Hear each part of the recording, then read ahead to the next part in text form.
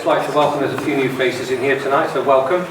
The good news is I have no introduction to do tonight, so straight away down, hand over to our tonight's speaker, Patrick Wood, on the history, role and future of satellite. No, thank you very much.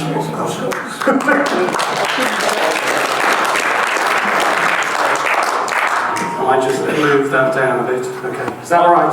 Audio okay? All right, brilliant. Right, so history, role and future of satellites. I've chosen a few specific topics because we could be here for hours if we talked about that. So I've probably stayed mostly low Earth orbit and a little bit specific maybe on telecommunications. But feel free, particularly at the end with Q&A, because I've dealt with LEO, low Earth orbit, medium Earth orbit, geostationary, telecommunication, MIL-SATCOM, you'll understand as I go through the slides, Earth observation, science missions, a little bit on exploration, although we have an expert in the audience on exploration type spacecraft. I always like to start with this picture. I was the CEO of Surrey Satellites for 3 years. I was a shareholder director for quite a long time. This shows a classic example of some of the technology that the UK has been fantastic at building in Surrey Satellite. So let me just start my timer, so otherwise I'll talk for hours. Three spacecraft in more or less the same orbit, spaced out across that orbit, so literally about 120 degrees around the orbit, each of the spacecraft. So they typically are designed to do a one-day revisit.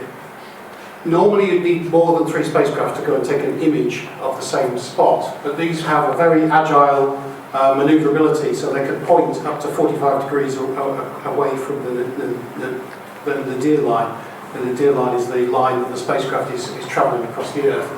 And part of the reason of that, some very large reaction wheels, momentum wheels, so we can gyroscopically manoeuvre the spacecraft. But it's just a fantastic example. Resolution about 80 centimetres on the Earth, so 1 pixel, imagine a pixel is pretty much just a little bit larger than this table. So you can see when you take an image, and the width of the image that it's taken is something like 100 kilometres wide. So it does it as a swath. Fantastic spacecraft, built by Surrey Satellite, designed completely in the UK, the imager and the spacecraft. They weigh about 300 kilograms. And they were launched when I was the CEO, so that was about 2016. So that's a little bit of a kind of opener. I took this just before the publicity pictures, because the publicity pictures have the panel on, which makes it still exciting, but not quite as exciting as seeing the inside. Just to get a little bit of an idea of what I've done. I probably started in space in Skynet 4, military satellite communication for the UK. I was the program director for Skynet 5, that's the launch of Skynet 5A actually. And as I say, I worked as the CEO of SSTL and actually worked for Lockheed Martin for a couple of years as well. So I've had the pleasure of working for Europe's largest space company, probably one of the world's largest space companies, and SSTL, probably the most famous small sat builder. And one of the things that SSTL is most famous for is building the payload for us, doing the assembly, integration and test for the payload for Galileo Generation 1. So that is effectively the European navigation system. Those are 2 of the clocks. 2 of the other clocks are buried behind this person. And it's built as a flat sat and then will be assembled up into a complete spacecraft. I've got a few exhibits. I won't necessarily touch on them too much, but that is a Galileo spacecraft completely built up, about 700 kilograms. This is Skynet 5, which is a UK military satellite. They're all to the same scale, so that's the scale of a person. So these are nearly 5-ton spacecraft, and that one is just short of a ton. I have a CubeSat simulator, so that's the real size of a 1U CubeSat, 10 centimetres by 10 by 10. And it's actually transmitting, so when the blue light comes on down here, it's transmitting. If we have a bit of time at the end and there's an interest, I can swap the displays from my receiver station here and we can have a look at the telemetry. We'll see whether we get to that point or you've had enough by then. I've been around a bit. I've worked in quite a number of sites. So Stevenage, Portsmouth are the two main sites, and Guildford, obviously, in the UK. But also I've had offices in Munich, Friedrichshafen. I've been involved in work in Bremen, Ulm, Backnam, which is to do with payload equipment, Toulouse, which is probably the major centre for space in Europe, and Denver and Sunnyvale. So I've had a fantastic opportunity, and that's given me enough time to show you the launch. There's no point putting the sound, because the sound of that video does not do it justice from the reality of the launch. And when I was actually talking back to the control bunker back in the UK, after 30 seconds after the launch, so the launcher, after the main engine ignites, the two solid rocket boosters ignite after 7.1 seconds. 100th of a second later, it's left the pad, and that is 780 tons. So that launch vehicle, that's an Ariane 5 ECA, and literally it's doing Mach 1 vertically after 42 seconds. And normally the spacecraft that we deployed after 32 minutes. The front fairing goes off after 2.2 minutes. And that was the culmination of about 5 years of program delivery, and before that 10 years of research and development. So it was the team had got to that point. We were fairly locked into that. We needed that to be a success. So moving on, I nearly always put this slide up, and apologies John, because this is orbital mechanics 101, but often people sort of ask a lot about what does satellites do. I guess when we talk about the Earth, we tend to talk about 3 or 4 specific orbits. So this one is simulating a low Earth orbit. So we're simulating an object at about 550 kilometers. It takes about 100 minutes, just over 100 minutes to orbit. And I've timed it so that the speed of my fairly poor animation is actually mapped to the exact timing of the orbit. So you can see every time the spacecraft goes around, it's going over a different area. Hence the advantage of doing optical or radar imagery. And the other advantage of this type of orbit, not perfectly animated, is the spacecraft is pretty much always in the sun. So if it's a small spacecraft with a small number of solar panels, you don't have to have all that complexity of pointing the solar panels to directly to the sun. It's much more straightforward. So that's the simplest orbit, but it's the one that now is talked about so much when we talk about Starlink and spacecraft like that. That's the kind of orbit. The Starlink ones are probably closer in the 1.2 to 1.5 thousand kilometers, and Earth observation ones are typically in the 550, 580 kilometer. So then we add medium Earth. So we're now adding the sort of spacecraft we're seeing here, the Galileo spacecraft for the European navigation. And I've only added 4 satellites in each orbit, otherwise it just gets too confusing. I've left the LEO spacecraft, and you can see that one's going around faster. Now we're at 20,000 kilometers, and we're in something like an 8 to 12 hour orbit. And that's, you can start to see that when you're on a location on the Earth and your receiver is looking for navigation satellites, typically you can see 4 or 5 on a fully functional orbit, fully functional system. As I say, this one's only got about half the number of spacecraft that you would normally have, but it just gives you an illustration of, and it's only 3 planes actually. Galileo is 6 planes, but it's just illustrating, and it shows the difference between the orbiting of a low Earth orbit and a medium Earth. And then we can add in a highly elliptical orbit. So the Russians used to use this a lot for communication satellites, particularly during the Cold War. The advantage is you can see that it lingers over the northern hemisphere for most of its orbit, and then quickly whips around the back of the Earth and then comes back. So it was used quite a lot. It is still used as an orbit, but not as much. I've put 3 spacecraft in that particular orbit just to illustrate that if you were trying to make a telecommunications system, you need more than one spacecraft. There is one particular orbit called a modified Molniya orbit where you actually could get away with 2 spacecraft. Most people sort of think about 3 as I've illustrated. And then you've got the one that's most typical, so the geostationary orbit, and I've added 3 spacecraft into this orbit.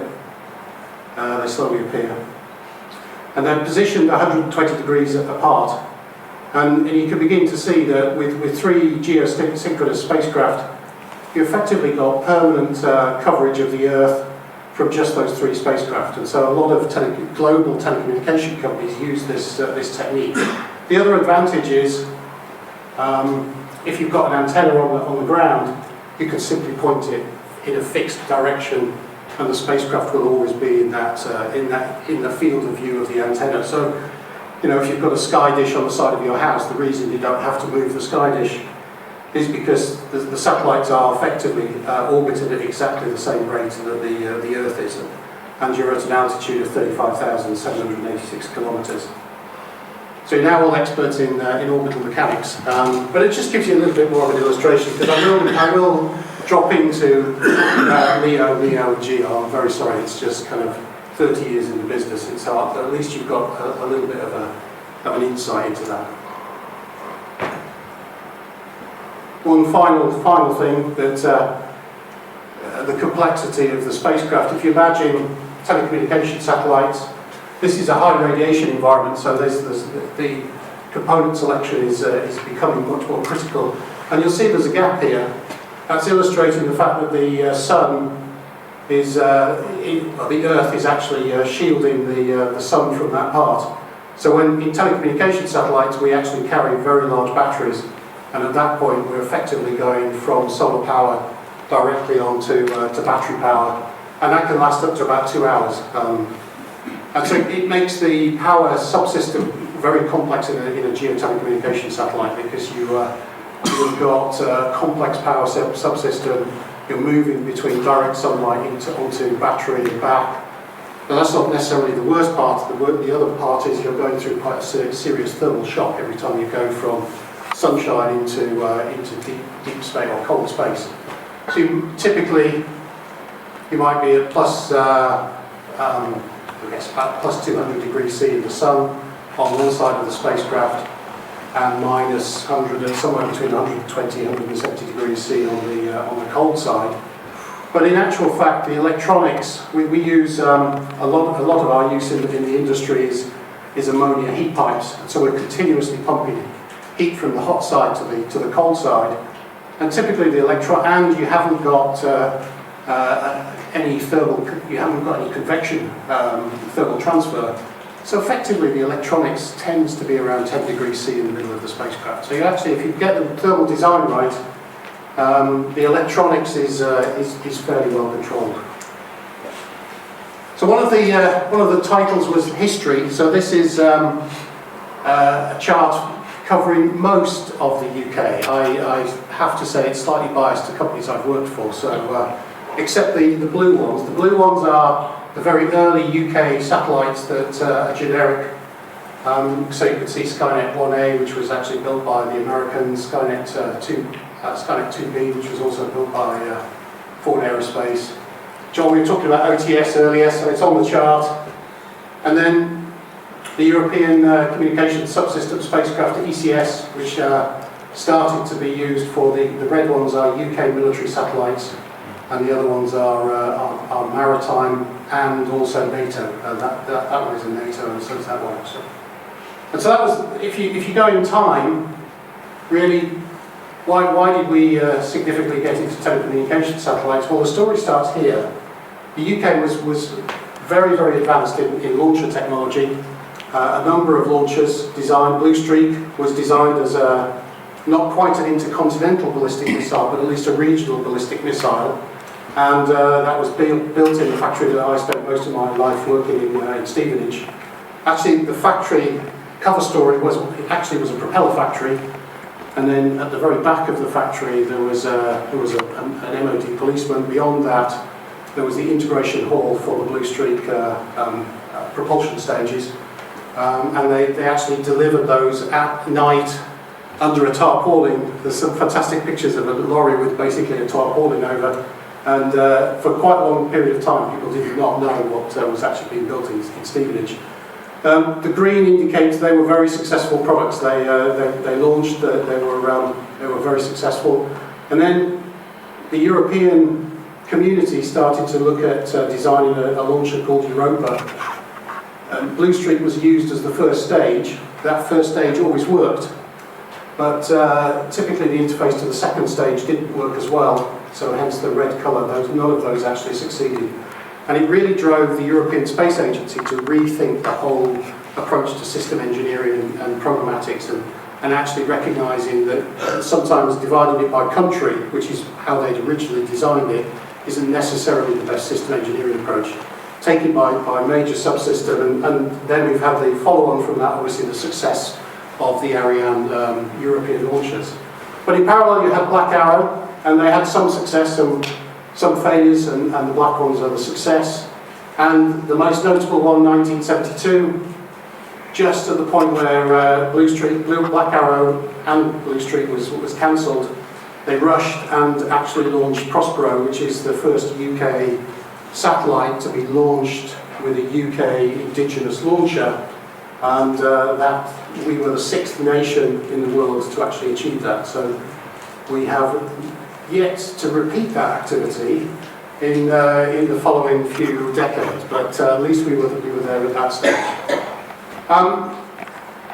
So at the point it got cancelled, particularly the factory in Stevenage basically said, okay, well, we need to switch to something else. Telecommunications is becoming a really big thing, and the company switched to telecommunications, as well as starting to develop some of the early European Space Agency. So when you look at the expertise that we have in the UK, historically, it's a mix of very advanced telecommunication satellites, and I'll talk a little bit about the future,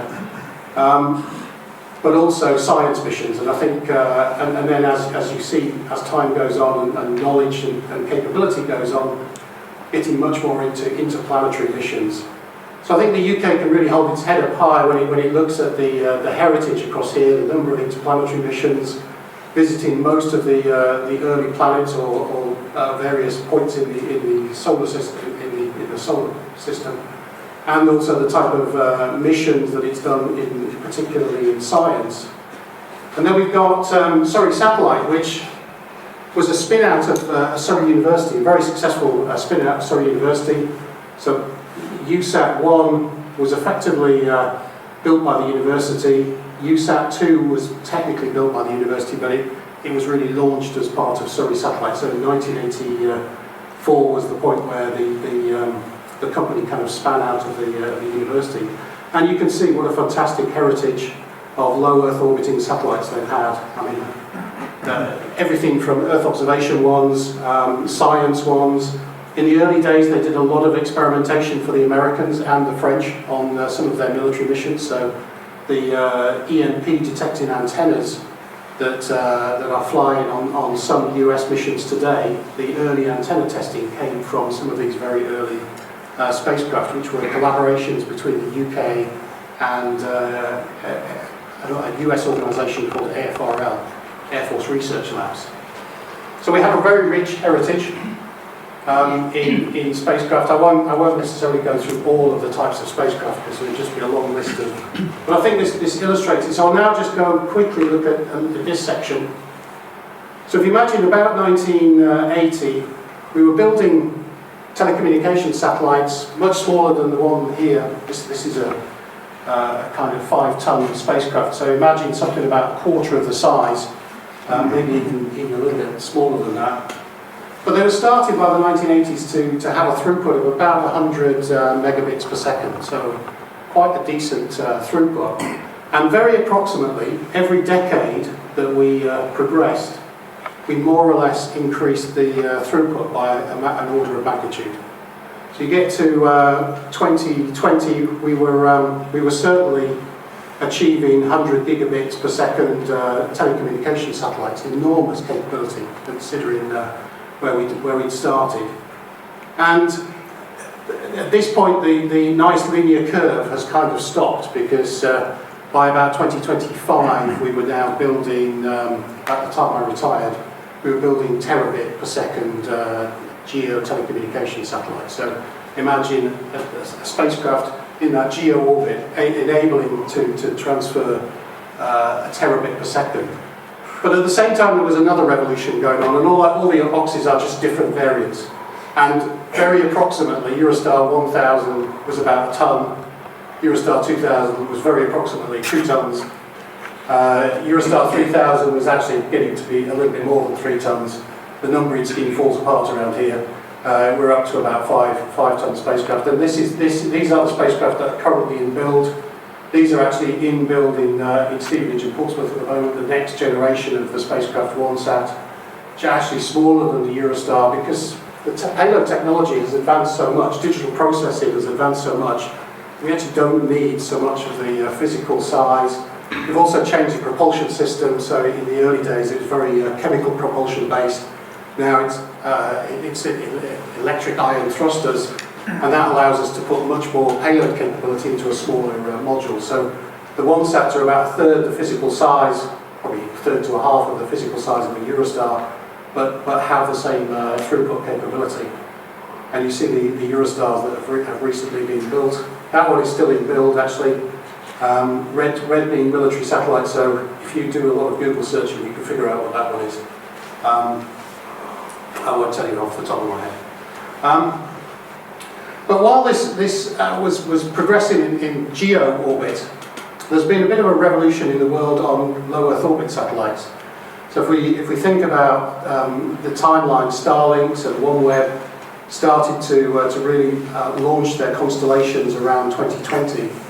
There was a lot of work done in the 2000s to 2010, but the technology just didn't really close the solution. So quite a few early telecommunication constellations failed at this point. Some, like Iridium, were successful, but it really took until 2020, maybe 2015 onwards, when digital processing was really advanced, the ability to produce complex systems, active antenna subsystems. And what we now find is that low Earth orbit telecommunications, when you look at Starlink, has just overtaken the digital comms throughputs. The latest Starlink V3 spacecraft, which is just going into low Earth orbit imminently, is also a terabit per second spacecraft. And they are talking about launching those at 60 a time on a launch vehicle. So you can suddenly imagine that we've been following this nice curve, and suddenly all the telecommunication companies around the world have just got this dilemma: which orbit do they actually stick with? So many of them do still have GEO. Some have switched to having MEO because there are some advantages to having telecommunication satellites in a MEO orbit. And many actually have a combination of many spacecraft in low Earth orbit, and then almost use these as backbones. So you get the data back to the GEO, and then you can actually get it down more efficiently to ground stations. So the last 5 to 10 years we've seen an enormous revolution in the telecommunications world. We also are faced with quite a number of other challenges, as I'm sure you're aware of. So I took this from a picture that UK Space Command actually put out last year in September. And when you talk to Space Command, they really are recognising that Britain must be prepared to defend and control space. And to do that, in the centre of that spacecraft, the red dot, is my favourite spacecraft, Skynet 5A, which I launched in 2007.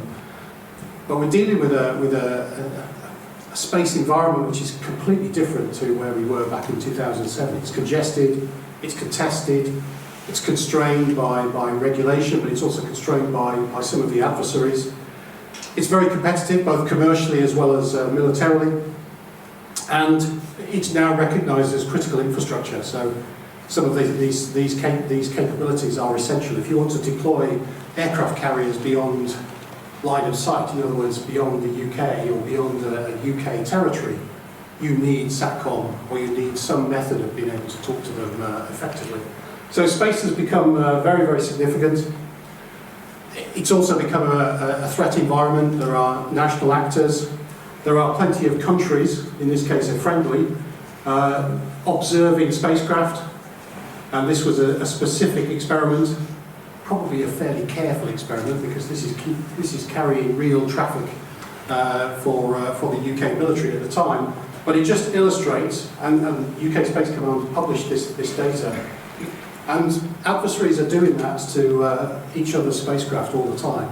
So the whole spacecraft architecture with sensors, space domain awareness, being able to understand what is around, and also being able to change some of the propulsion mechanisms. So historically, people have had fairly slow-moving electric propulsion in geo orbit. Now they're going back to the fact that they might need to suddenly move their spacecraft out of the way, because a relatively small threat can actually damage that front face. If you imagine the front face of a spacecraft that's Earth pointing with its sensitive antennas and Earth sensors and optical sensors, they are quite vulnerable at that point. So people are now talking a lot more about space domain awareness and space situational awareness. So monitoring from the ground, optical systems, radar systems from the ground monitoring, as well as spaceborne sensors. And when you look at the UK, they've done a calculation, what would happen if we lost our space assets for a day. And they reckon the impact of our gross domestic product is something like 20%. So everything from bank transactions, you will not be able to do a bank transaction because the timestamp of your transaction globally is done via many navigation systems, because navigation, by its very nature, has to know the time very precisely. So people use that as a timestamp on bank transactions or any kind of time-sensitive transaction. But also imagine the amount of traffic that's going over the spacecraft. And you add to that, if you go back about 4 or 5 years, people used to say, well, it's okay, but we've got the fibre network on Earth as well. But we know that's also at risk from national actors. So it is really, we're talking about congested, contested, constrained, competitive and critical environments. And there's a lot of work that goes on to that. There's also some other scientific, I've always put this in all my presentations at the moment, the number of low Earth orbit satellites that are deorbiting. And you just look at the number of Starlinks that are deorbiting. At this point in time, we do not fully understand the impact of all of that aluminium and rare earth metals burning up in the upper atmosphere. Now, it may not be an issue, but actually it's an area that many universities and governments are actually actively researching. In case there is an unknown impact, it's pointless deciding in 10 years' time that there's an issue, when I think at the moment the worst case is kind of 5 Starlinks can deorbit in a day. So you do have a real challenge that is on the horizon. You have another one. This is a picture, a very kind of famous picture that ESA keep updating. This is a stylized picture of the space debris, so it's not. It is a sort of graphically produced one.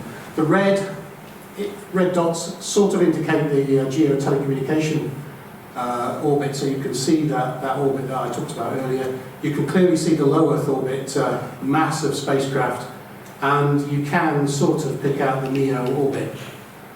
And so we have a growing problem. Now, people often ask me, well, surely spacecraft do have conjunctions. Yes, they do, but you have a power 4. You know, there is still a lot of space out there, but I think when you start looking at the size of some of the objects, after 70 years of dealing in space, we have something like 35,000 items that are greater than 10 centimetres that are orbiting.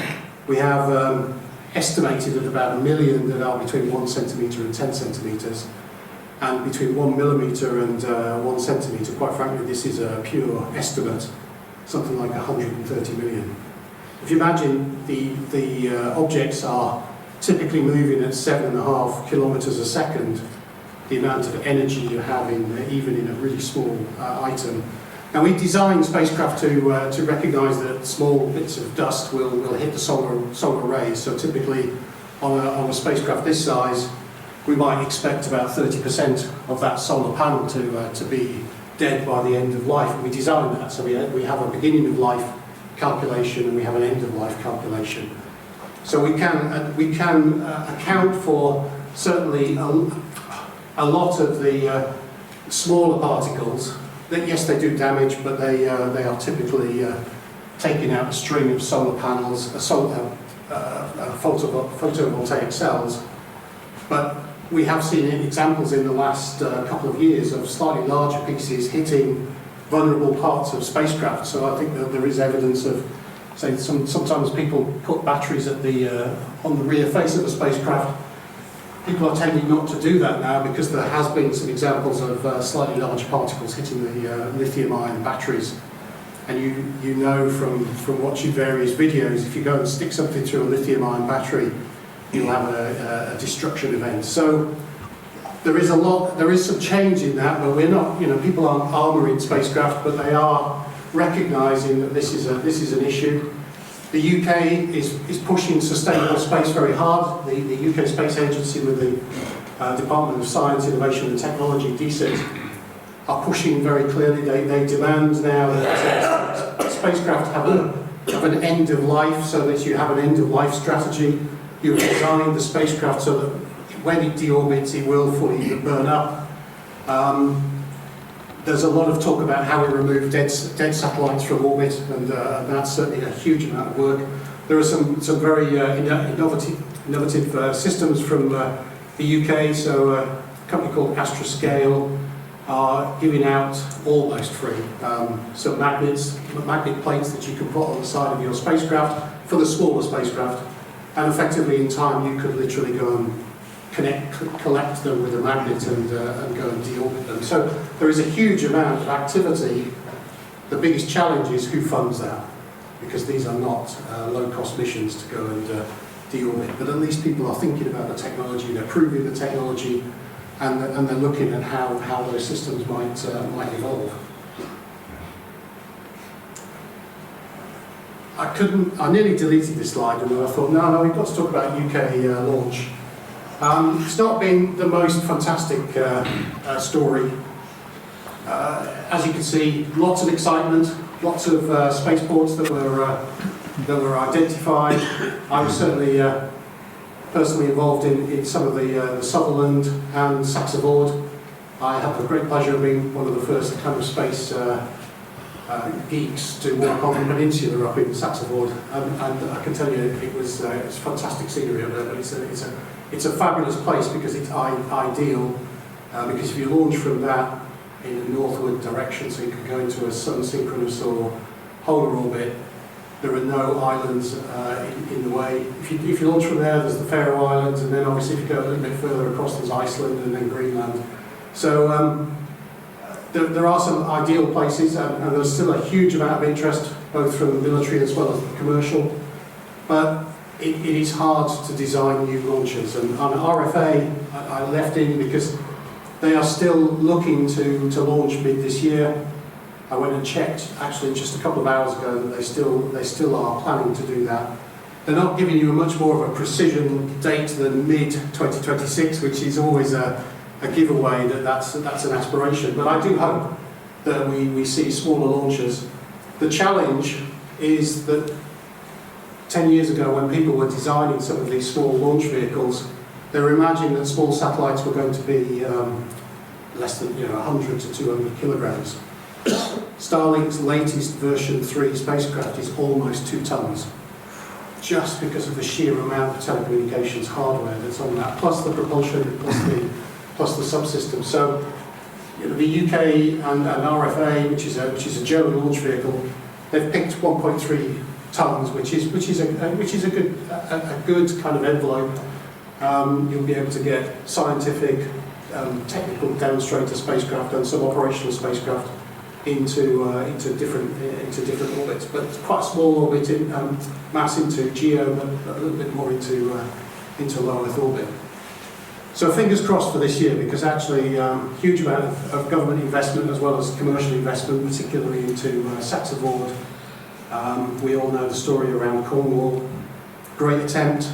Just because things fail doesn't mean it's not worth the challenge. There was a lot of things learnt in that exercise with Virgin Orbit, but sadly 9 spacecraft were splashed into the Atlantic. So I know Airbus had a couple of spacecraft on that which were research spacecraft for military space applications. So, launching is a difficult game. A little bit about where we are at the moment. So there is a global space register. So every time you launch something, your item is tracked by NORAD. It gets put on a register. And for most of the last 40 odd years, that rate has been approximately 1,000 items per year. 2020 was really the point where that statistic broke. And we're now, because of things like Starlink and some of the other telecommunications constellations, we're closer to 4,500 satellites a year being launched, which is a huge change. These are a little bit rounded numbers, but we are talking about quite a significant change in the last 4 or 5 years. But we've also got to recognise some of it is because of that space domain awareness. There's a tremendous amount of additional tracking, whether it's optical and radar. So actually, once you start getting, it's like when you're designing printed circuit boards, you get a more accurate magnifying glass or a microscope, you start finding more scratches and damage. So there's an element of that. So some of this will simply be because we're registering, but it is a significant number. And if you look at the UK, in our register, so every country has a register for its own legal entity. So any company that is a UK legal entity, company that's put something into space, whether it's the government or a company, it's on the UK Space Register. We're almost at 800 satellites as of a couple of weeks ago. And what I did was I just looked at the kind of distribution of those spacecraft. And you can see a particular spike. That's one constellation called OneWeb, which people might know as Eutelsat's low Earth orbit constellation, 650 odd spacecraft, 649 spacecraft are OneWeb, not built in the UK, but registered as a UK legal entity as the operator. This one is a CubeSat. This is small satellites from universities and some from Clyde Space and Spire. You've got the larger ones, which are from Inmarsat, big telecommunication companies that are UK-based. So it shows that we are very active, and you can see that the far number is the last 5 to 10 years. Previous decades, it's been fairly limited. So you can see the growth in the space sector in those last two rows of between 2005 and 2025. Huge increase. It doesn't look it, but that's a lot of spacecraft. The only thing that I encourage the government to think about is if you take those 798 spacecraft and you look today at their ownership, not when they were launched, but their ownership now, only 90 of them would still be UK-owned companies. And that's a piece of information that I certainly feel is important to understand, that we are seeing a consolidation across Europe and the globe and globally of some of these space companies. So fighting for UK space companies is super important. When you look at some other statistics, if you then look at all of the spacecraft that have been launched, there's about 520 that were actually built or part built in the UK, and so it's not so bad.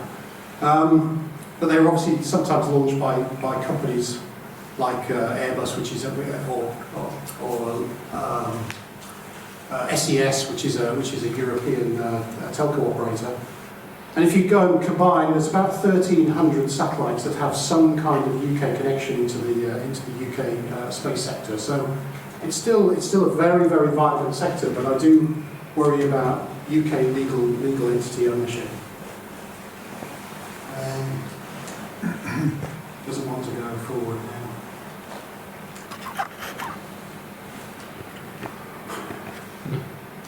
I'm going to do this in a very manual way now. This is really worrying. This is super worrying now because I've manually overridden it. I'm going to go for a...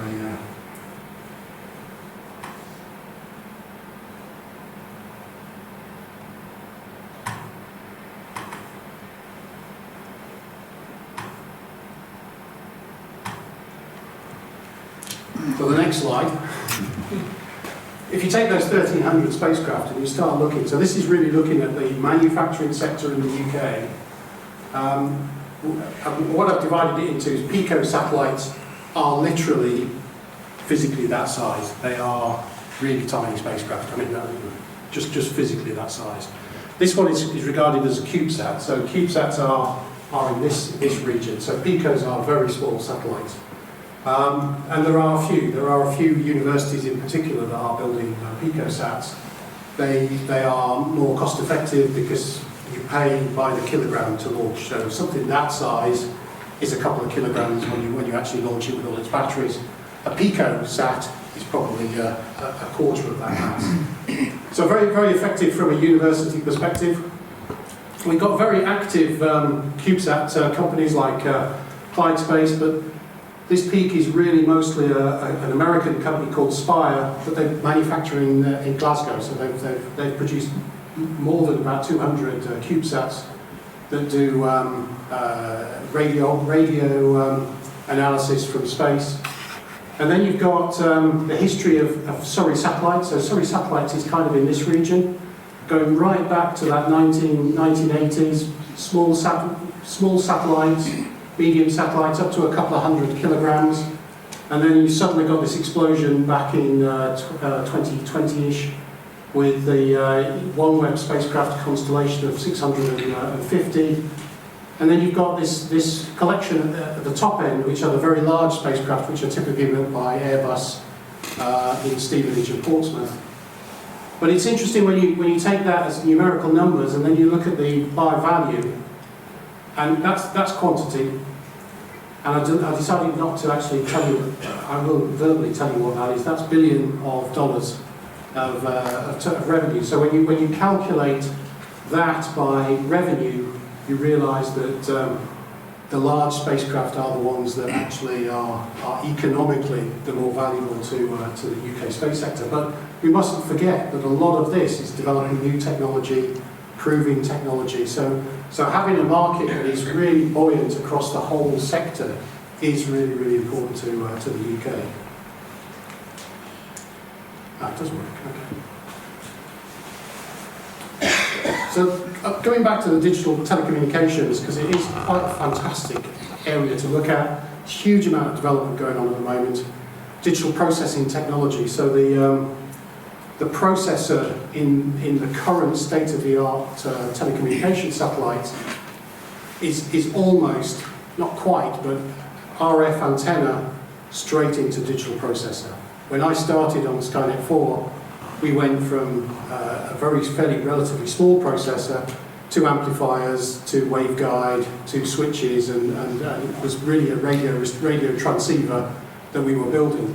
Now, effectively, we're building a digital signal processor, and then right at the back end, we convert to RF, and then go through a large amplifier for obvious reasons. But it's changed the architecture, and it's allowing very fast evolution. And if you take the spacecraft, the mass of the digital processor that's in the current state-of-the-art telecommunications satellites, they are processing approximately the same number of switches as in one spacecraft, approximately the same number that the UK's mobile phone network is switching. So we're talking about the change in digital processing capability. We're talking doing that in a box that's about 80 kilograms in weight. So yes, you've got to get 80 kilograms into space. Actually, the hardest part is getting the data in and out of that one box, and actually most times architecturally it's into several boxes with fibre optic interconnect between the box. So it's not quite as simple as I portray, but it is a radical change from where that technology was. And there's also some other really, really important changes. So back 10 or 15 years ago, we started experimenting with 3D printing of antenna horns and waveguides. And for the first 4 or 5 years, we assumed we would never get there because the surface finish on 3D printing, although it's good, it's not good enough for microwave frequencies. But that's changed. You now can 3D print active array antennas. You can 3D print in the same module the filter components that go into that. So all of a sudden, something that was really complex and probably took us months to build in the kind of Skynet and Inmarsat era 20 odd years ago, we are effectively 3D printing.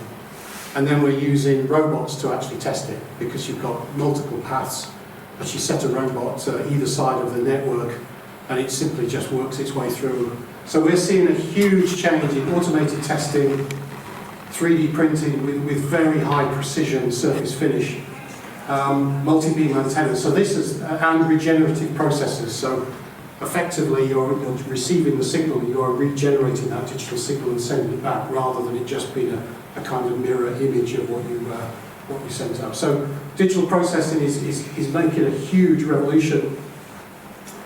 I hope I've said, I do talk about optical. We've talked about the magnitude, so every decade we were increasing that magnitude by an order of magnitude. But we're seeing with low Earth orbit satellites and the constellations like Starlink, they are starting to do that every couple of years. So the explosion of small antennas, and you see Starlink antennas now on the ground are microscopic compared to some of the antennas we'd have sort of 5-10 years ago, which were probably a metre in diameter. MEO telecommunications is becoming much more prevalent. If you can put a small number of reasonably priced satellites into MEO orbit, you actually, yes, you need more than you need more satellites than you need in GEO, but they are considerably closer to Earth. So obviously the latency of talking to the spacecraft is much less.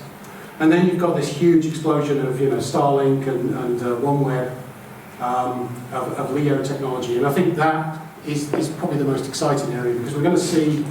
We're already seeing low-cost implementation. I've got a chart of the production line for an Airbus OneWeb in the slide deck, so we'll look at that in a couple of minutes.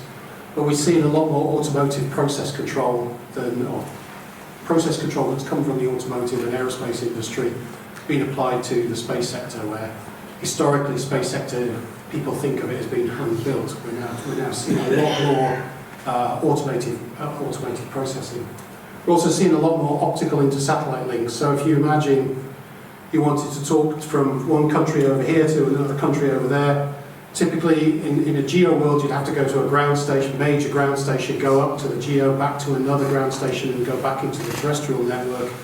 Now you'll go from, in not too distant future, direct to device from your mobile phone straight up to the LEO satellite. That will then talk from LEO satellite to LEO satellite optically, very high speed, and find the correct LEO spacecraft that's over your destination straight down to the device. So you're talking about completely different digital architectures for communication. So we're in an area of really exciting changes. But we're seeing larger and more complicated LEO satellites. But luckily we're seeing lower launch costs. So one of the things that I'm surprised is not on this slide, I must have accidentally taken it off, is the Internet of Things as well. So yes, there are, oh yes, it is there. Emerging standards like non-terrestrial networks. So what we're seeing in space is a lot more use of commercial telecommunication standards. So when people talk about 5G and 6G mobile phone technology on Earth, on terrestrial, they're actually starting to say, well, let's not change the architecture or the waveform as we go into space. Let's just simply make the space an addition to the telecommunications network. So we're just seeing networks that are now transparent between space and ground, which is quite exciting. But it's allowing also space-based Internet of Things. So putting little sensors that can measure temperature or pressure anywhere on the globe and being able to monitor them at any point in time. Whereas today you might have to wait for a satellite to go over. In the future, I think space-based Internet of Things will become an enormous opportunity. But it's been a hard journey. So this slide covers the first 50 years of telecommunication, of constellations. So any constellation, I sort of did a bit of research and went, how many constellations, going right back into the 1960s. So the US Navy understood the idea of telecommunication constellations, putting multiple spacecraft up, and they really started doing that research. But and they had some active spacecraft. Then the commercial world jumped in sometime around the mid-1990s, and I remember Iridium, Celestri, and Teledesic. They tried very hard to make the business case work. They just couldn't make it close. Just the technology, just the costs, the complexity of ground stations, the technology just wasn't quite there. So if you take that whole of that 50 years, there were about 150 satellites that you could argue were up in there to do with either Earth observation or telecommunications. Quite a decent number, but compare that to the 7,300 since 2010, and you just see the countries that are getting involved in it. Not all of them are deployed, so I've deliberately gone, are they active or are they planned? But just the realisation, do you want your own national system? Do you want it regionally? Do you want to be dependent on someone else? And geopolitics at the moment, I think people can understand, is a lot more complex. So we're seeing a lot more interesting deployed systems. You know, China are talking about enormous numbers of spacecraft in low Earth orbit. Yes, they're slightly higher, but they're talking about broadband. So effectively, that is the internet in space, in the sky. We're talking about a lot of people thinking about Internet of Things, spacecraft constellations, Earth observation. The explosion is fantastic. So, and we're just at the beginning of that. I think this is the next 5 to 10 years. We will see a huge explosion in optical. We'll see more adaptive optics in terms of imagery, higher resolution imagery. More radar missions. There's a much more significant number of radar missions because you can take images day or night. You can take it through cloud. The processing is becoming easier. People are talking about doing the processing on board spacecraft as well as doing it on the ground. So I think we're seeing a huge change in the way the system is working. And the production process. My job before I retired was I ran all the production for Airbus across Europe. So the factory in Toulouse, Stevenage, Portsmouth, Madrid, Friedrichshafen, and Ottobrunn, which is Munich, came under my responsibility. But we also went and talked to the OneWeb, which was a joint venture with Airbus, so we could talk internally with them. This is a diagram that's on the internet, so it's publicly available. But it just shows the simplicity of the production cycle that people are now talking to. So if you talk about the large geo-telecommunication satellites, that could take you 2 to 2.5 years to build that spacecraft. We're talking about production lines where that one's completed spacecraft will pop out at the end of that production line, one a day. So it may take 8 days to progress through the system, but basically one a day. And you've got an area where they build the solar panels, you've got an area where they build the propulsion directly onto a panel. They put the avionics, the control electronics for the spacecraft onto a panel.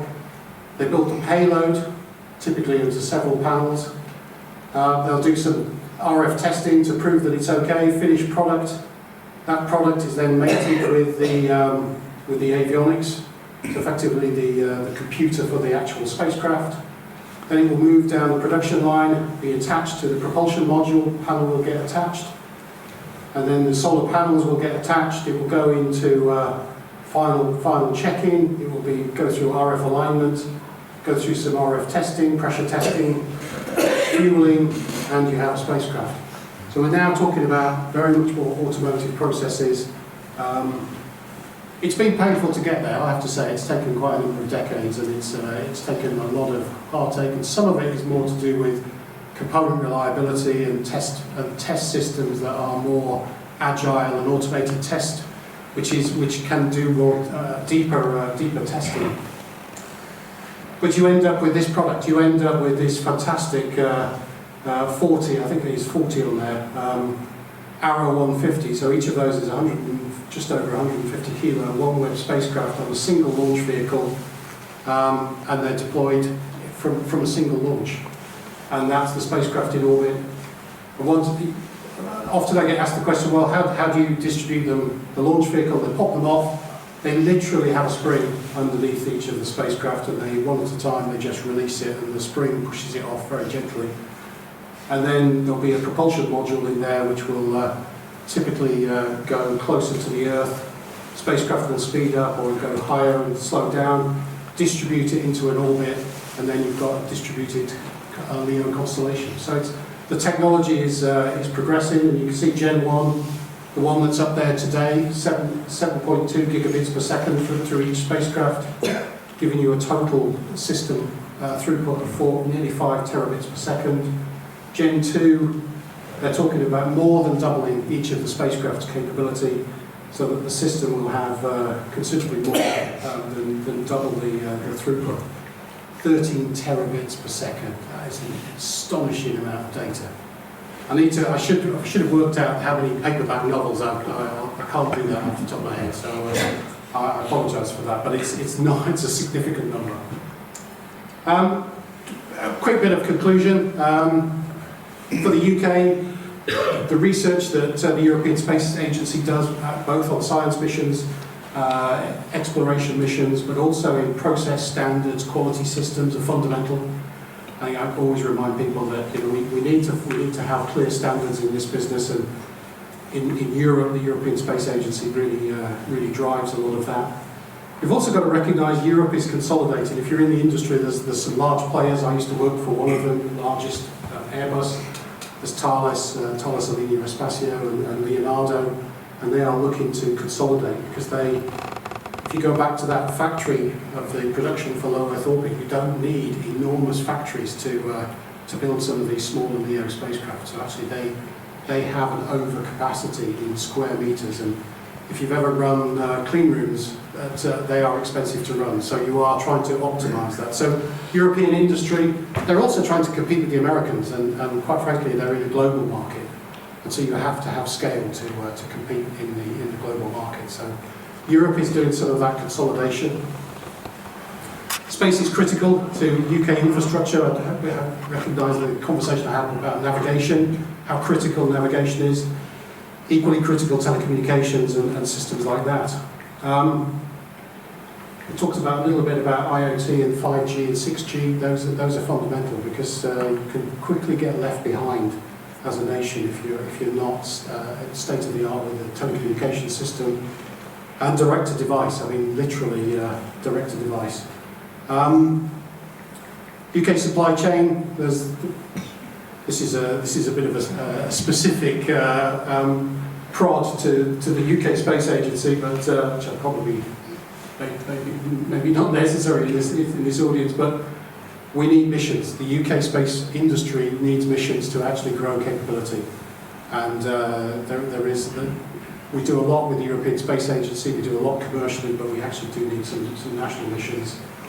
And we need to find solutions to make sure space is sustainable. You saw that diagram of debris. We've got to be very responsible, not just ourselves, but across the globe. But we've got to promote that. And the UK is leading many of the kind of calls for that. And small launcher, sometimes you've got to move rapidly to achieve the market, because we've taken over a decade to design a small launcher. Actually, the market has moved in that 10 years.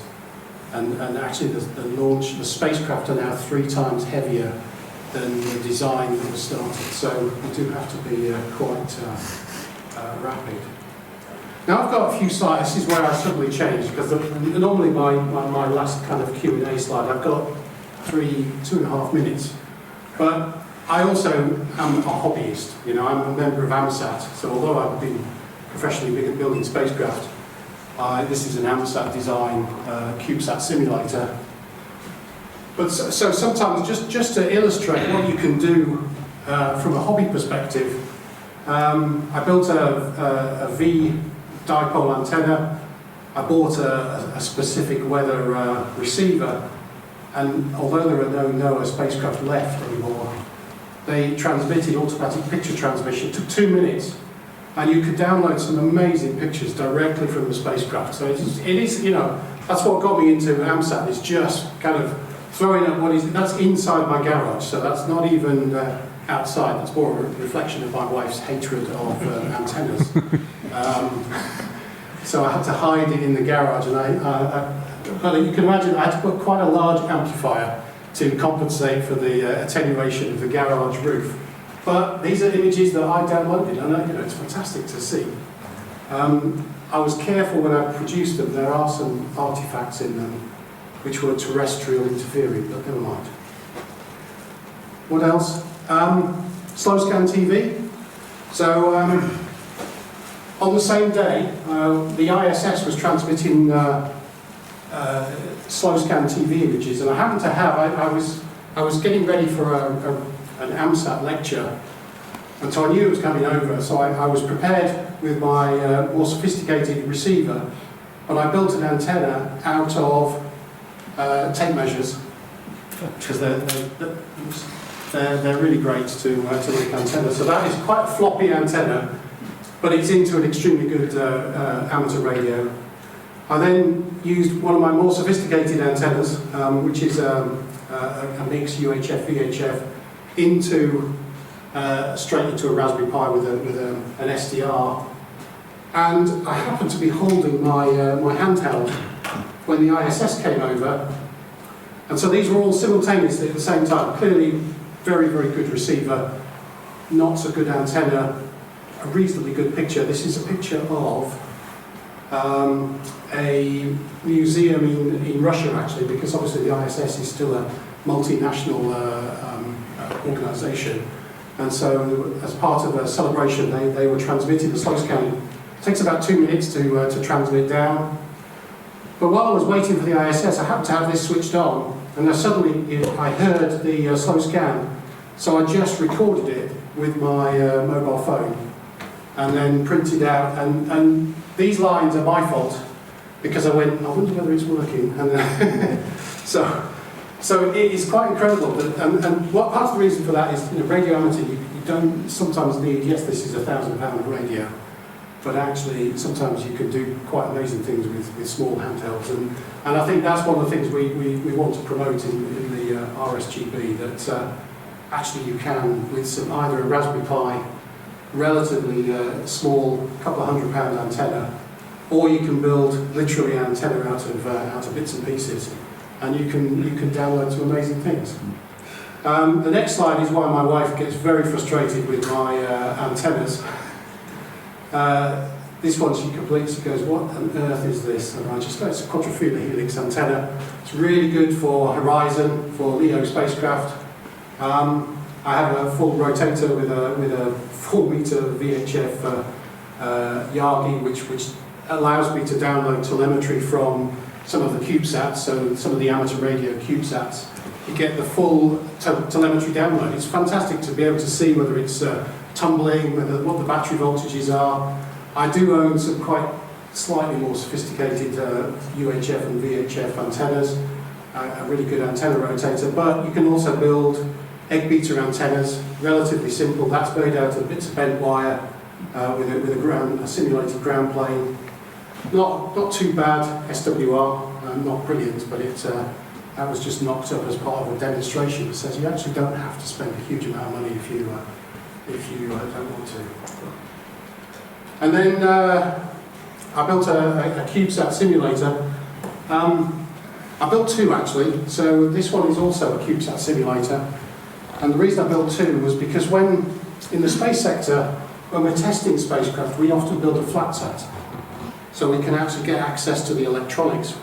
If you're a real an analyst, the backbone is not the right length, because you imagine when it's all compressed. So these are exactly the same electronics, but this one is stacked of these three boards. So the length of the backbone is not quite right in the flat sat, before someone points that out to me. But I've added a payload test module, so if you switch that on, this is testing some of the payload. So the payload is at the top. Then you've got clearly the power subsystem, platform electronics, auxiliary cameras, and then this is where the process telemetry download. And I think again, from a hobby point of view, that Raspberry Pi is running at 1.5 gigahertz, gigabits per second, and it's generating. So this is RF at 434 megahertz, 434.9 megahertz. and it is digitally producing the signal. So there's not really an RF, it is literally coming out of a digital port, one of the pins of the processor. It goes through a low-pass filter to just take away some of the signals, and then straight to the antenna. Nothing else.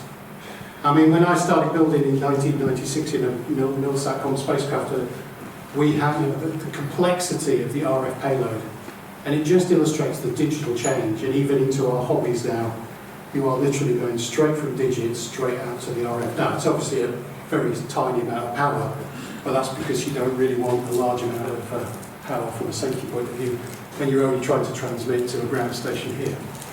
But it's fully functional. It does. Sorry, it does 5 modes, so it does APRS, it does binary phase shifting, it does frequency shift phasing, it does slow scan TV. So one lecture, there's a camera that's on this side. I took a picture of the audience and we downloaded it on slow scan TV. I'm probably out of time now unless we do it later. And it also has Morse. It does a pure Morse output. But why? Because it's good to illustrate. It's great to do STEM lectures where you actually start looking inside and going, actually, when you break it down into the different subsystems, these complex systems are not necessarily so complex. They are just systems that talk to each other. That's enough from me. So my favourite picture in the world, Brian May is a real space geek, and I happened to meet him at Buckingham Palace once. And although I met the King, the picture I chose to put up here is Brian May, because I had the most fantastic conversation with him about rovers on the surface of Mars, and his knowledge is incredible. And then right at the end I said, my wife would kill me if I didn't have a selfie with you, and he obliged. What a fantastic guy. And that's a picture after you've been thrown in the swimming pool, after you've launched a spacecraft, and you do look relieved, I can tell you. But this is probably the one that I most, and sadly a couple of people in this picture passed away. You form a very, very strong bond when you build projects and you build spacecraft, and we had great fun. That's a picture of Skynet 5 with the final launch team just before we encapsulated it and put it on the top of the launch vehicle. So, happy to take a few questions. I'm a couple of minutes over, but hopefully you've enjoyed that lecture. Yeah.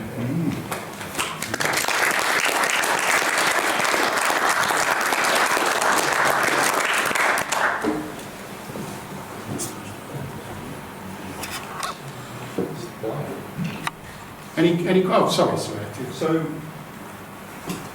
don't know, I guess sort of a bit of a trade secret, but you said that those CubeSats are a couple of kilos, and that's an advantage because of the relatively low launch cost. How much roughly is it a kilo to launch something like that? It does vary depending on your negotiation ability. Sorry, I'll just change mode. But the number that people normally quote is it's about $10,000 a kilo. With what are called transport launches with Elon Musk, they might put 50 or 60 spacecraft on the same launch vehicle, and consequently it is coming down, but it's still a commercial business at the end of the day for Elon. But it's you have to kind of think in that term. If you're talking about something that size, you start to get into tens of millions in terms of a launch for that. But that's because you're into a specialist. You're effectively starting to buy more and more of the launch vehicle. If you're doing a transport one, you're sharing the cost across 50 or 60 people. When we launched Skynet 5A, we only had one other passenger, so effectively we're paying for half of the launch vehicle. So that's when it's tens of millions to do that in terms of doing APRS data packets going between there and there. Sorry, there's a question at the back. Hello, yeah. When you've got so many satellites in the low orbit, etc., and I know you mentioned about changing the design for the batteries for the vehicles, do they, not all the collisions are going to be catastrophic. If it just knocked it out of orbit, if it hit something else, does it auto-correct? Does it stay in a new orbit? Or The challenge you've got is the object you hit, or that hits you, Yeah. is travelling at 7.5 kilometres a second. So imagine being hit by a bullet. Yeah. So it's not, you know, you can imagine, I know what you're thinking about. You're thinking about sort of vector, Yeah. no, you tend to have more of a catastrophic. If it's a small particle, actually it does do what exactly you did. So Yeah. there was an analysis of a fairly large particle hit a spacecraft, and the spacecraft did a kind of correction. The attitude and orbit control of the larger ones will steady it, Yeah. and they wanted to understand where the impact had occurred. So they gave it to one of the attitude and orbit control orbital mechanics experts, and they eventually tracked down to exactly that point and the mass and the most likely impact, because what they were worried about was, had it gone close to a wiring harness, was there some additional failure or flashover event that might happen in the future. So you can, with those very small particles, yes, the spacecraft will adjust, and you can look at all the telemetry and figure it out, but anything larger, it can be catastrophic. So it's not like, I mean, I guess the closest thing to what you describe is when NASA are trying to knock asteroids off trajectory. That can be a little bit more brutal in terms of what you're trying to do. Yeah. Okay. Any other questions? Ah, sorry. Yes. Yeah, just going back to end of life methods, couldn't a satellite be equipped with like a mini rocket or something to turn it into a lower orbit until it reaches the atmosphere, and then it burns up into a vapour? In low Earth orbit, that is more or less what happens. So if you're in that kind of 550 to 1500, these days, to get a launch license, particularly from the UK, but many other countries as well, you have to demonstrate how you would deorbit that spacecraft. So you would have to leave a certain amount of fuel to effectively lower the orbit. You effectively only have to go down until the atmosphere starts to get thicker, and then actually the natural decay process takes over. And you can do the calculation then on will it completely burn up on re-entry. You have to actually prove that. You have to do a kind of analysis of that. But that's really only low Earth orbit. If you're in geosynchronous orbit and you're 35,786 kilometres away from Earth, you can't do that because the amount of fuel that you'd need would be larger than the amount that the spacecraft will carry. And commercial telecommunication companies, their whole purpose is to make money out of having an asset there. So what they do is subtly different. They wait until there's a predetermined amount of fuel left in the tank. Bearing in mind you're in a microgravity environment, so it's not like you have a dip gauge. You actually have got a fuel tank with liquid in a microgravity. But you'll have, there's lots of techniques for how you understand how much fuel there is in that tank, strain gauges, temperature, etc. And you will then do a graveyard burn. So you will burn the spacecraft 300 to 500 kilograms into effectively deep space. Then you will passivate the spacecraft. So bearing in mind the propulsion system will still be pressurized, and if something hits a pressurized spacecraft, you've effectively got an explosion. So you passivate it. So you release all the pressure of the spacecraft so that effectively you've got an inert spacecraft, and it will just sit in that 500 kilometers deep space orbit. So most of those geo spacecraft that you saw on that space debris, they effectively are burnt into a graveyard orbit and they stay there. There is a quirk because the Earth is not a perfect sphere. They do tend to migrate over decades to particular places in that orbit, but I'm not the right person to answer that question. I could try, but... Go on, yes, at the back? The advert that's on telly for the RAF and this, that and the other, where they actually physically move a satellite out of the way of a collision, how often does that happen? I won't make a comment about the RAF advert because my wife's tired of me shouting out the slight inaccuracies in but in essence they're right, and I'll give you a real example. So when I was the CEO of Surrey Satellite, we had a conjunction warning with a piece of American debris. And so NORAD told us the orbital parameters of the piece of debris, and we obviously understood our orbital parameters. And we were planned to come within, I think, 2 or 3 days before impact. The risk was about 1 kilometre, which is quite a low risk.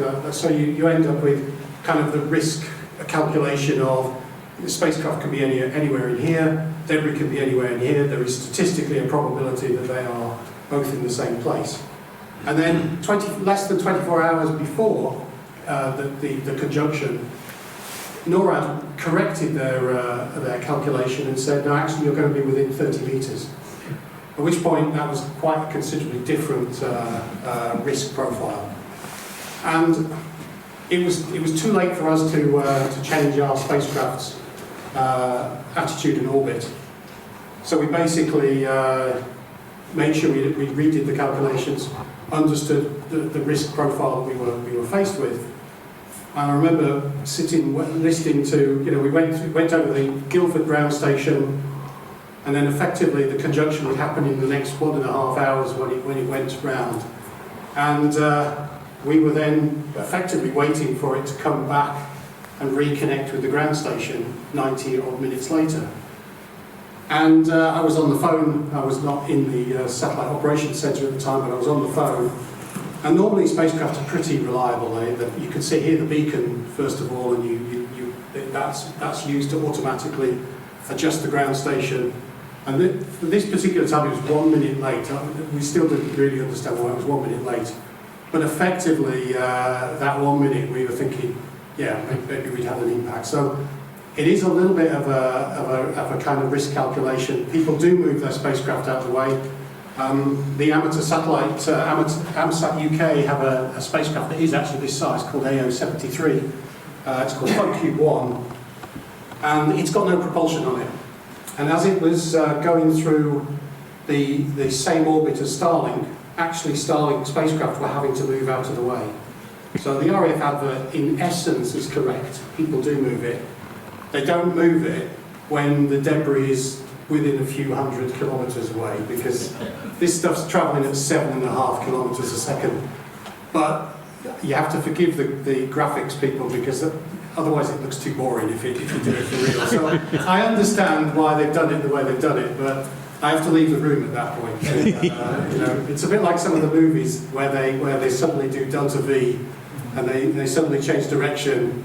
I also then have to be escorted out the room and put in a quiet corner just until I recover. Any final questions or go on? When you put up the slide of the satellites that are planned and in existence and that sort of thing, there was one on there that you mentioned. Is that the one? That one, yeah. You've got Geely there, which it said vehicle IoT.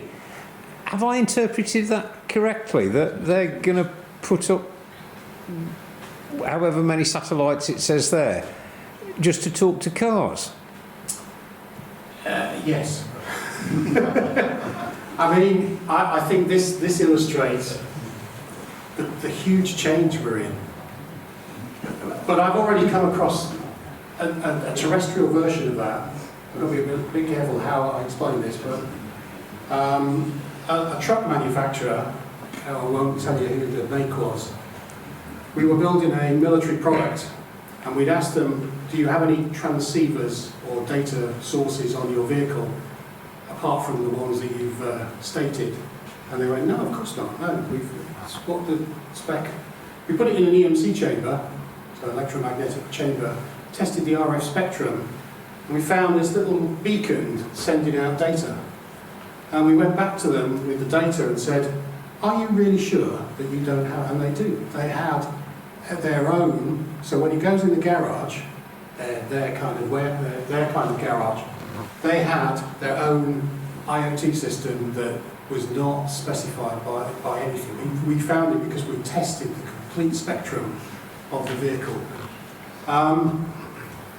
So yes, there are some interesting dilemmas, I think, both in terms of ownership of data, and but IoT also helps you because you know you might get a phone call in 5 or 6 years' time when you've got your Chinese electric vehicle, and they say actually your motor is going to need changing in 5,000 miles time or 1,000 miles. That might be fantastic information. So you know you have to weigh up the pros and cons of these things. It's not so straightforward, is it? But these things are around. That's why I talk about IoT. It could be a huge explosion in terms of the way companies and people use data. Okay. Thank you. Instead of me summarising what has been an absolutely fantastic lecture, and I've really enjoyed it, would you be able to, how long would it take you to show us your simulator receiver on your... Fingers crossed it's still running.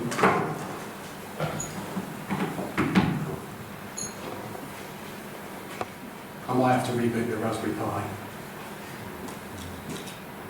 No, it's gone to sleep, but it's just... oh no, this should... There we go.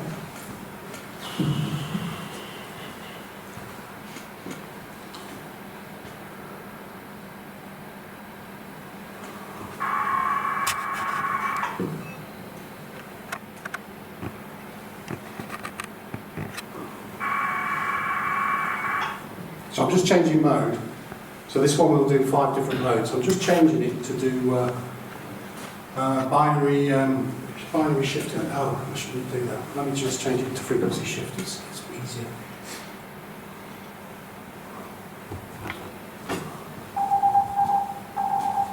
I'll do that again because I've just rechanged it. Because I'm a radio amateur, even though this is a simulation, as radio amateurs you are not allowed to transmit data unless you identify yourself.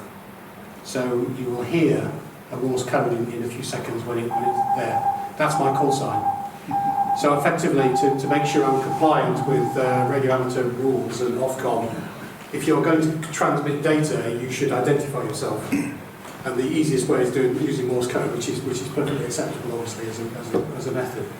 And then it will slowly. It does take a little bit of time to sink in. So what are we doing here? Imagine this spacecraft is going around the Earth every 100 minutes, and it's continuously sending packets of data down.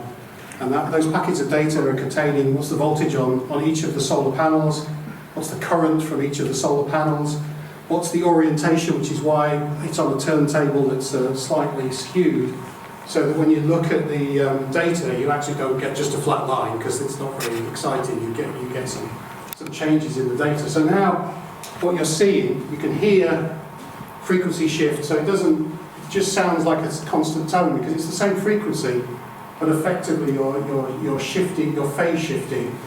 So and you can then look at the phase shift of all of the data. So once you get a nice pattern like that, you know you are receiving good data. If I go and look at the data, I've had historically 1,285, now 86 data packets, so I've just decoded a data packet. And this is very similar to a real ground station where you would see what's the current from the battery, what's been the minimum, what's been the maximum, what's the power supply voltage. In a spacecraft, you've got a plus Z, a minus Z, a plus X, a minus X, a plus Y, and a minus Y. I might have got those around the wrong way, but there are labels on it.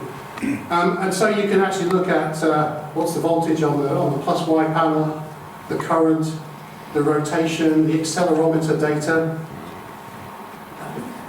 Accelerometer data is because I'm on Earth, so I did have someone point out, put a hand up when you wouldn't get that. You need a magnetometer if it was in space. But we're in a classroom environment. You have to kind of accept a few things, and then you've got the minus Z, the minus Y panel.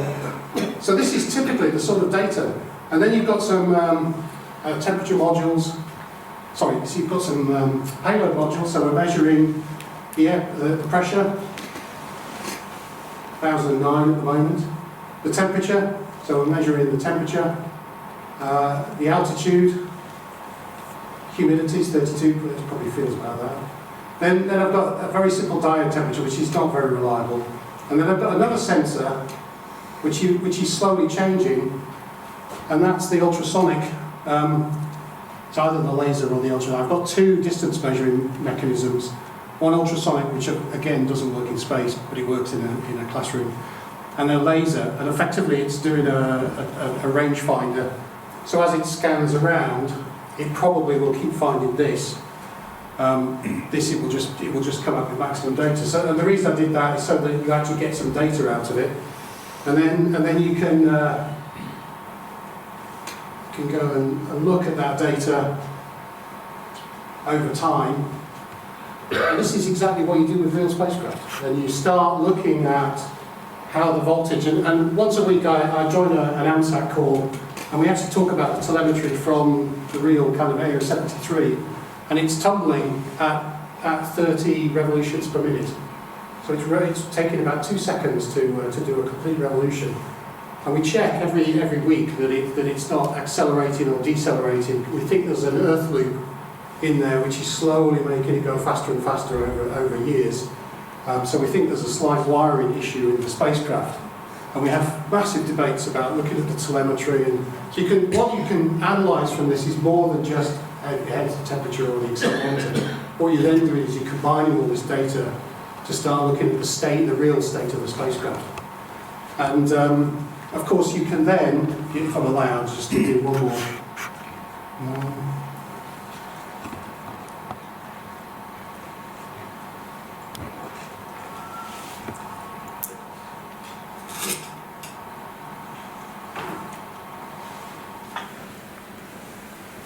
Just checking for the camera.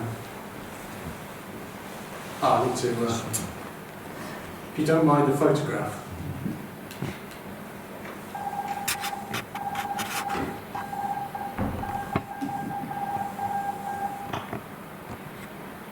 Slow scan TV. I just get the front row, I'm afraid.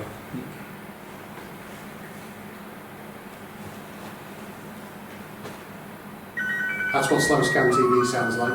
It first of all sends a default memory picture, which you will see, and then after that file, when the red light comes on, and it will just take a picture, and then it will send it down, and I will have it in the Raspberry Pi. And if it's a good picture, I'll send it back.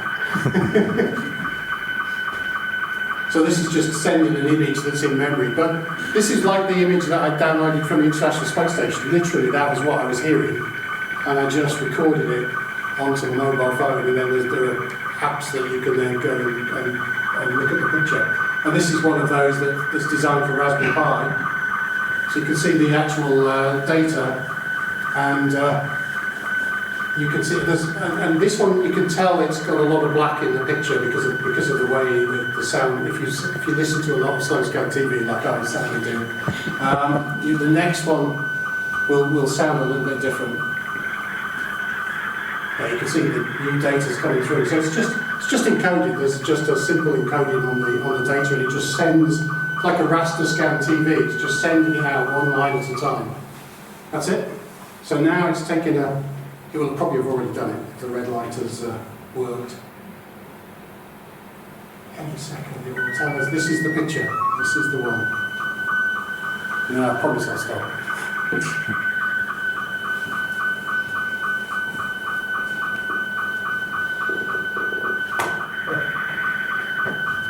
It's a bit dark at the top here with the roof.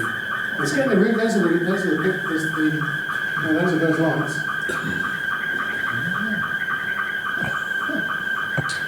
And imagine you've got a low Earth orbiting satellite, 550 kilometres. The resolution isn't going to be brilliant from a camera like that, but just imagine you scale up to a camera that's got a diameter of about 300 millimetres. There we are. Patrick, I reckon the front row would look like the front row of the Muppet Show. Anyway, I hope you enjoyed that. I'm building another version of that, which this one is only receive only, but the next version you can actually send commands to it, which I'm busily building at the moment. Anyway, I hope you enjoyed that. Thank you.